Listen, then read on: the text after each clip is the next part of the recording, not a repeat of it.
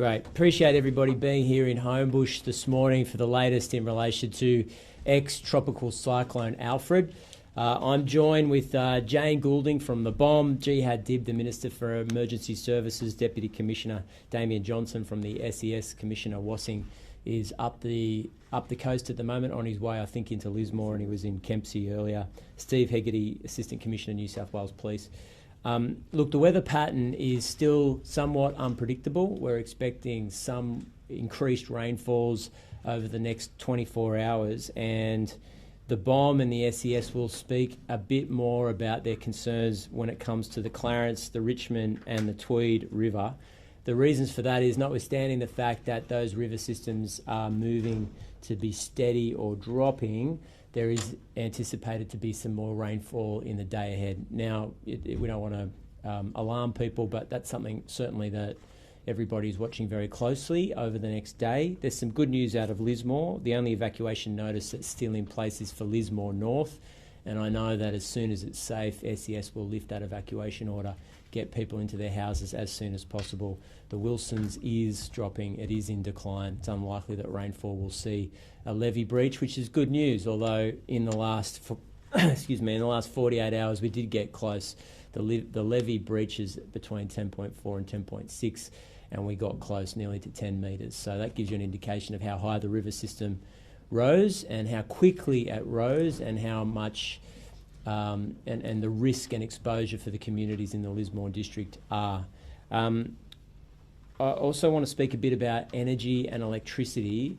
There are under 10,000 homes, about 9,800 homes and businesses in the Northern Rivers that are still without power. That's down from a high of 43,000 homes in the last 3 days. So essential energy crews over a very short period of time have been able to connect thousands of businesses and homes in incredibly trying circumstances. There's 2,000 essential energy workers in the region, many of which were pre-positioned before the tropical cyclone hit the region, and they've done an incredible job connecting communities as soon as possible.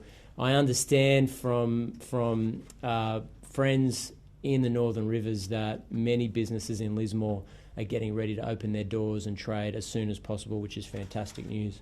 We can't wait to see those communities back on their feet as soon as possible. You can't do that without electricity, and I don't want to de-emphasise how complex and difficult the task was for Essential Energy to get that power back on. We really owe them a huge debt of gratitude. They did a great job in a short space of time. One point that we just want to make really clear, however, is that there are likely to still be downed power lines across the Northern Rivers region, all the way stretching down to Coffs Harbour. If you see a downed power line, stay away from it. Even walking in the vicinity of a downed power line is dangerous. And if there is one down in your community, please contact Essential Energy or Emergency Services as soon as possible. It could be dangerous. We don't want anybody at the latter stages of this emergency to be in serious peril as a result of a downed power line. If it's still active, they haven't been able to isolate it and switch off the power, it remains incredibly dangerous. So please look for downed power lines. Report them if you see them. I want to report on evacuation centres. We were able to stand up alongside the Department of Communities and Justice evacuation centres very quickly right across the Northern Rivers before the tropical cyclone system hit the region. We will, however, as evacuation notices are lifted in these communities, be closing down evacuation centres. These are not permanent solutions to that region's housing challenges. As the Premier, I am fully aware of the significant challenges for housing in the Northern Rivers, but evacuation centres are not permanent solutions. They just can't be. We don't have the resources, the staffing, the time, the allocation. In many cases, they're community centres or licensed premises or clubs or university facilities that need to be returned to those communities. So I want to apologise in advance, but we have to draw a very clear and understood line in relation to evacuation centres. When the immediate threat of the storm is no longer felt by the community, we will not continue to operate them. And as the day wears on, we will be closing down evacuation centres once the SES believes that the threat to the local community has been lifted. Our efforts in relation to housing for that community are ongoing, but they're perennial challenges. They're very difficult. I want to reiterate and emphasise they're not going to be solved with the permanent evacuation centres, and I don't want people to be disappointed when the government announces that we're not continuing with their operation once the threat has been relieved inside those communities. We'll speak a bit later today about grants. We're working with the Commonwealth Government and the Queensland Government about what we will roll out as it relates to emergency grants for affected communities. We're at the moment looking at the assessment, the economic damage, the actual damage to those communities. The latest information I have is that we should be able to say something later today, but as soon as we've got a package to announce, we'll do that as soon as we can, immediately. I just want to thank also the volunteers. There's over 3,000 SES volunteers that are either pre-positioned in the Northern Rivers, are from the Northern Rivers, or have travelled from across the state to be in that community. To give up your time away from family and friends and your local community from as far away as Wagga to relocate to the Northern Rivers for such an extended period of time is an incredible thing to do, an incredible thing to do for your fellow citizens. It shows an enormous community spirit, a commitment to public service. I want the people of New South Wales to understand that the vast majority of SES members are volunteers. They do it because they care about the community. They do it because they want to play a hand in desperate situations. In many cases, it's dangerous, difficult work, and you need to be brave, personally brave, to undertake the work. We owe them a huge debt of gratitude, and I'm sure Northern Rivers will show their hospitality to these people when you see them in the street in the days ahead. Buy them a coffee or maybe a beer if their shift is over, but it's been a fantastic effort.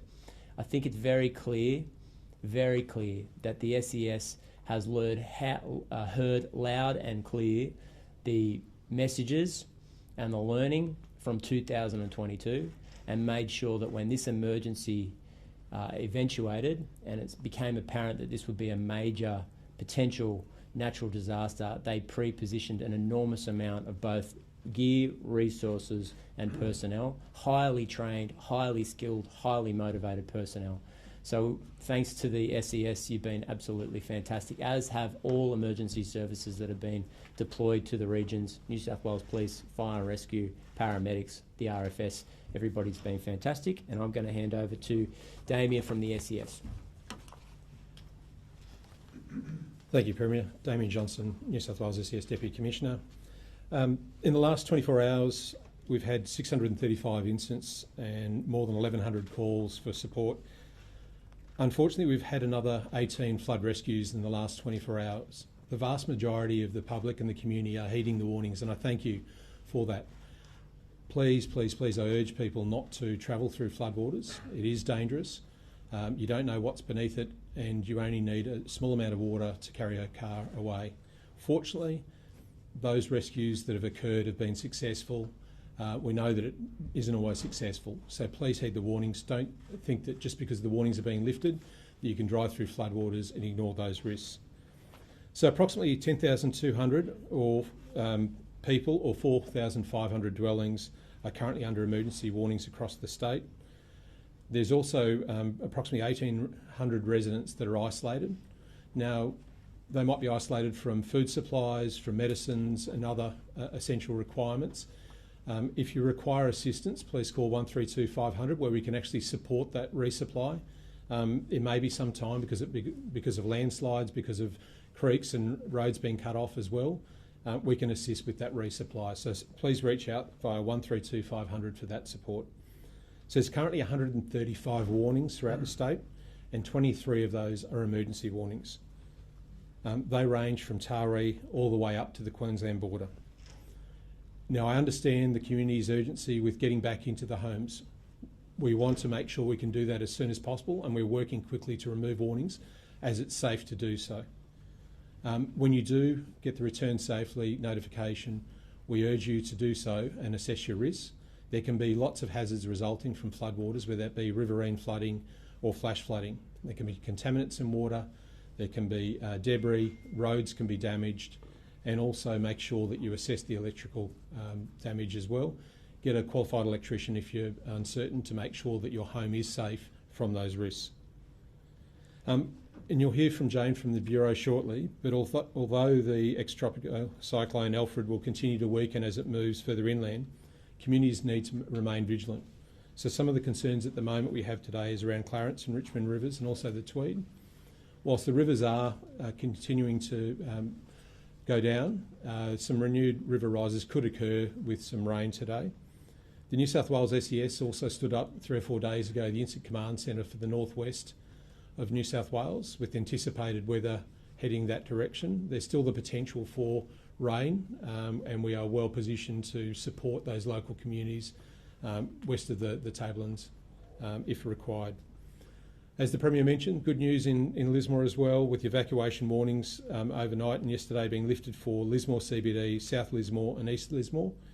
We're closely monitoring the situation for North Lismore, and the report back from Lismore CBD is that businesses are starting to get back into normal operations, coffee's being served, and people are starting to restock their shelves as well with those businesses. So that's great news. If you haven't done so already, please download that Hazards Near Me app. It will continue both through this weather event but future weather events as well.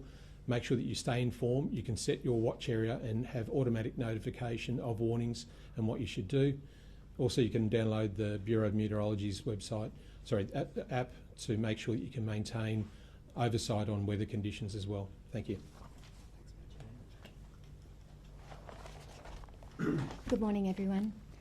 So the remnants of Tropical Cyclone Alfred are still sitting over southeast Queensland and northern New South Wales, and we're expecting to see rain more generally over the northern New South Wales coast for a good couple of days yet. The risk of heavy rains and heavy totals is really just this morning and early afternoon, so that's some good news. Expecting rain to start to ease from this afternoon, but still not clear, most likely, until Thursday or Friday. Over the last 24 hours, the heaviest rainfall totals have been up near the border ranges. Balambal Heights, they got more than 270 millimetres. The Upper Rouse Station, 230 millimetres. Tumbolgan, 194. Murwillumbah, 149 millimetres. Today, until the risk of heavy rain reduces this afternoon, we can still expect some of those areas to pick up some more rain. We do have several flood warnings current from the Queensland border down along the mid-north coast. That's the Tweed, the Brunswick and the Marshalls still current, the Wilsons, the Richmond, the Orara, Nambucca, the Clarence. And in those warnings in particular, the Tweed, the Richmond and the Clarence, there is some of those sites along those rivers are at major flood warnings. So those floodwaters will take some time to move out to sea. So until the floodwaters have moved out to sea, still quite dangerous out on the waters on any of those rivers. We are also expecting some severe thunderstorms today to affect that area to the north of Lismore, but also over on the western slopes of ranges. We do have a severe weather warning out and also a flood watch out for those areas west of the ranges. For minor flood warning, the potential for minor floods along the upper McIntyre, the Gwydir, the McIntyre, the Peel, the Namoy and the Castlereagh rivers. So that's from Moree down to about Tamworth and the surrounds. So what happens in those rivers is really going to depend on where those severe thunderstorms pop up. And I'll leave it there, but happy to take any questions after. Thanks, Jane. Well, good morning, everybody, and sorry for not wearing a tie this morning. I think the message has been pretty clear all round. And you heard the Premier say this, I read it, we're not quite out of the woods yet. And that's not to play a dampener role, but it's really important to recognise that whilst we're talking about the movement of evacuation orders, say, in Lismore, at the same time we've still got other places that are at risk of flash flooding, a risk of storm, a risk of wind. So it's that little bit of a cautious approach that we need to have a look at. Of course, I'm really happy to hear that things are starting to return to normal across different parts of the northern river stream, and to be hearing that cafes are opening up, restaurants are opening up, people are shopping once again. We started to see a bit of that yesterday afternoon. It's really wonderful, because the one thing that was really clear that the community was telling us is they wanted to be safe. but they also wanted to resume their life back to normal as quickly as possible, and that's really important. So the message again is a really clear one. It's about making sure that we're not being complacent. It's about making sure that even as evacuation warnings are being lifted and people are returning home, they don't take any unnecessary risks. They don't put themselves in any danger. They make sure that their home is safe. But again, I reiterate it over and over again, please do not drive through flooded waters. Do not drive over roads where there's a little bit of water or there's a lot of water. It doesn't make any difference at all.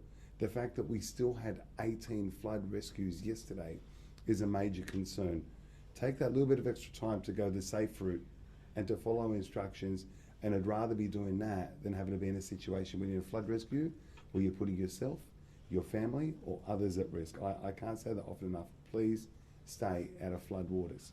We've heard lots of more messages about safety, and I don't need to reiterate those again.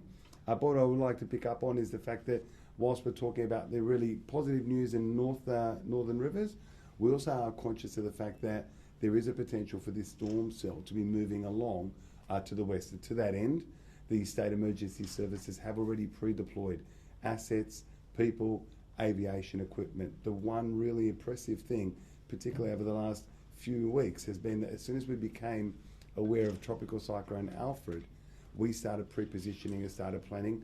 We're still continuing with that in predicting where the potential path of rainfall is. Again, we plan for the worst and we hope for the best, and I think we've seen a really good example of that. I do want to just pick up on something as well that the Premier spoke about. It's the SES. When the call went out for volunteers, over 1,000 put their hand up from right across the state, and it's really wonderful to see them, and it's a great example of what these everyday heroes do. And in the same token, I also want to acknowledge that they were really well supported by a number of all of our other emergency services, including many of them volunteers.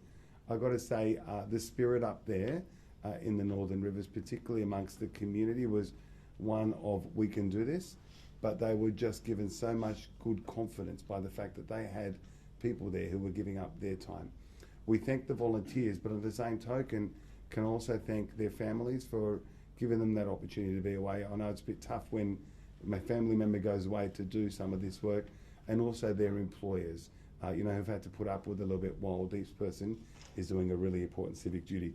And last but not least, can I thank everybody? You've been hearing us talk about the Hazards Near Me app over and over again, but can I thank people who have downloaded the Hazards Near Me app?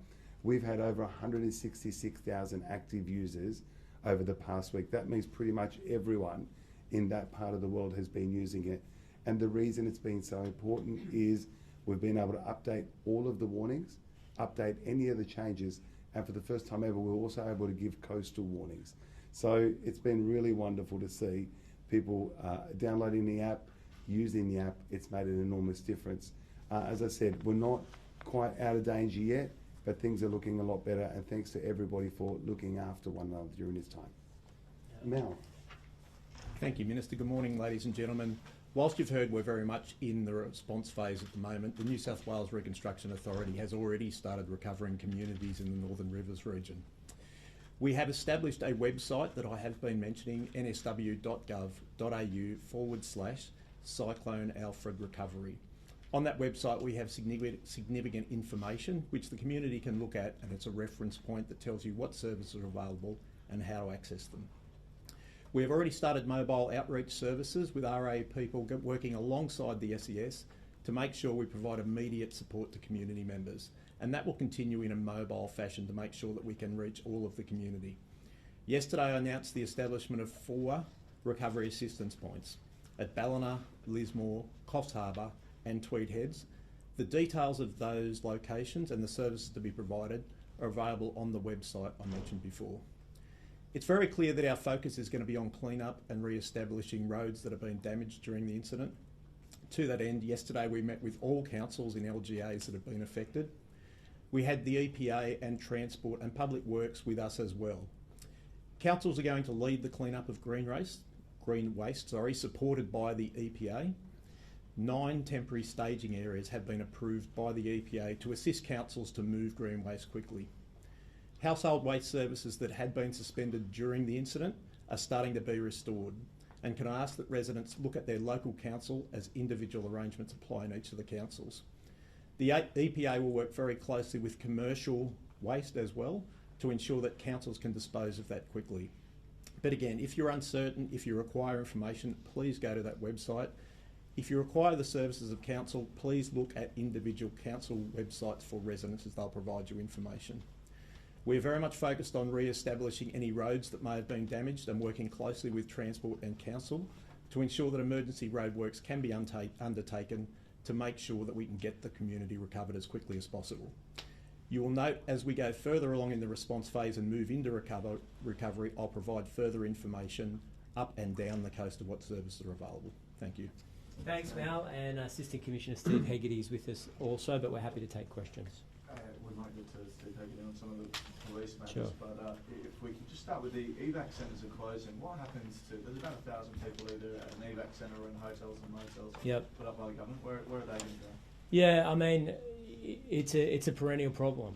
We don't have, we've got a real pressing housing problem, particularly on the North Coast. I think that the Northern Rivers region is one of the highest areas of homelessness in the state, if not the country. We know that the government's targeted efforts when it comes to building public housing have been focused on that region.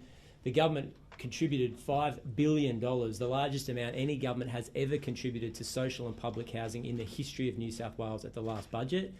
But evacuation centres are not going to be long-term solutions for homelessness on the Northern Rivers. And I just want to be really transparent and clear. We've been transparent through this entire emergency. That's not going to end now that we're getting to the back end of Alfred. I want to be very clear about these evacuation centres. They can't operate longer than they were intended to. If that happens, there are a whole range of other issues that we have to deal with, and I want to be very clear with the community. Once the evacuation order has been lifted for that community, we are not going to continue to run the evacuation centre. We're not doing it in a heartless way. We're just being realistic about what we can stand up in a safe way across a vast geographic area in a short space of time.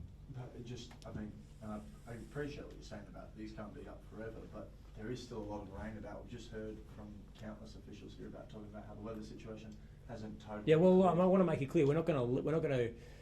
There will be no evacuation centres closing while there'll be no evacuation centres closing while there's an evacuation order that's still outstanding. But once the evacuation orders have been lifted, we are not in a position to run permanent evacuation centres. That's very clear. But what if your home's not safe to go back to on an Well, clearly, if that's the case, the centre will stay open. Is there anyone else? Yeah, Premier, there's a bit of frustration in the tweet that the deployment of ADF troops has moved on despite the substantial clean-up there. Do you think that frustration is warranted? How you sort of... Yeah, look, I've heard reports in relation to that. The ADF personnel were in place through this period. Obviously, after the terrible emergency that took place 24 hours ago on that regional road, they had to assess their operations. But my understanding is taskings for the ADF have continued in the Tweed today, and their primary function as they've been deployed by police and the SES has been removing debris from isolated roads. That's exactly what they're doing. I mean, I think people would understand after nearly 30 of their 30 soldiers were, in some cases, very seriously injured. They had to reassess where they were going. We needed to make sure that the Bushmasters could operate on isolated regional roads. But that's been done in a very short space of time. And I think the public should be aware that those service personnel are up and active today. Just in terms of the state's preparation, it's been widely commended as being much better than 2022, but there was also much longer lead-in time allowing the state to prepare. How much do you credit it with just a longer lead-in time, and how much to reforming of government processes? Yeah, I mean, look, a couple of things have happened. Firstly, I think that the leadership of the SES has been fantastic. They've been humble enough to listen to the reports into the 2022 floods and make changes. And both our government and the previous Perrottet government have put substantial resources into the SES. The good news is they've been deployed at scale into a big organisation. So that's good news. We did have a big lead in time and the response has been very good. It's not just me saying that, a lot of people on the ground say the same thing. There'll be challenges in the future where there's nowhere near enough time to deploy resources. And I trust that the public would be aware that we're going to act on the latest information. We're going to pre-position wherever we can. But we live in a country, unfortunately, that has natural disasters, whether it's floods or bushfires or other events that we have to deal with. And this, unfortunately, will be an increasing feature of government responses. It's not going to decrease. Unfortunately, will increase as a result of a changing planet. And as a result, we need to get better when it comes to disaster preparedness. If there's a short space of time, we can't automatically promise 3,300 volunteers on site before a cyclone hits, but we're going to do our very best. Can I say a bit to that? Sure, I might just add a little bit to that and just pick up on that last point that this time, yes, we had there was a good lead-in time, but it also gave us a really good opportunity to see what's working and what we can do a little bit better, and everything is a learning experience. We know that there's going to be continuous natural disasters, and what we're doing is constantly testing our systems. We saw a great example of interoperability between all of the emergency service agencies, between all of the government agencies, between the importance of getting the messaging out really clear and acting decisively when we needed to. Now, we had, as you've said there a little bit earlier, a bit of an extra lead-in time which helped that. But what we've picked up from that is even with a shorter lead-in time now, we could take the lessons that we've learned from this particular experience to then make our response better well into the future. And I think with everything, that's the really great opportunity, that with every experience, there's a learning from it where you improve your process. Minister, can I just ask a question on that, if that's okay? Just on this matter of, in the Wollongbar report, it's just sent me, a colleague at the ABC, about perhaps the prevalence of generators in that region, whether or not there could have been more deployed beforehand. I appreciate there's been a lot of accommodation of other parts of the preparation, but was that a blind spot given that there's still prolonged outbreaks, outages there? Well, look, I mean, the outages have been talked about in terms of the fact that I think we're down to about 9,800 homes at the moment, which is actually a really big improvement on where we were, 48,000 homes and businesses without power for a while. There are parts of the state that are a little bit more isolated, they're a little bit more difficult to get to, where there was a bit of a stronger wind where more damage had occurred. And my understanding is that Essential Energy is working through that. Generators have been pre-deployed, and generators were pre-deployed. Got to say the primary focus had to be on the essential services, the emergency services, making sure that the really essential services were there, up and running. There is a whole of government approach to things at the moment. Murwillumbah itself, for example, we're looking there in terms of working with different places to relocate the community at points in time and providing that support. But my understanding as well is that generators have been pre-deployed where possible. The focus, and people would understand, had to be on the essential services. Essential Energy is still working through this. They've got over 2,000 people out in the field, which is absolutely phenomenal, and there are more generators coming as well. Can I just give you a non-outfit-related question? Sure. There have been reports late last week and over the weekend about the use of ministerial drivers by the ministers of the opposition. I mean, have you been disappointed by those reports, given the extent of them? Look, I mean, I haven't been. I understand that there's media interest, so the reports are reasonable. I completely understand why the media is covering it. I don't dismiss it or say it's a trivial matter. This is public funds. The public has to be confident that it's being spent in their interests. That's why I changed the rules. You know, as I said earlier, if I had my time again, we've been in office close to 2 years, I would have changed it as soon as we won.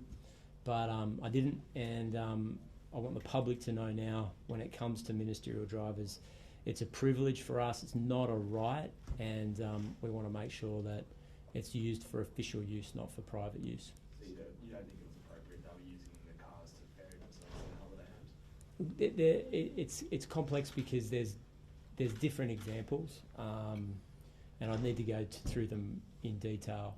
I don't want to give a blanket condemnation or a blanket acquittal, I guess, of every single circumstance. But what I would say is the rules have changed. It's important that they do change.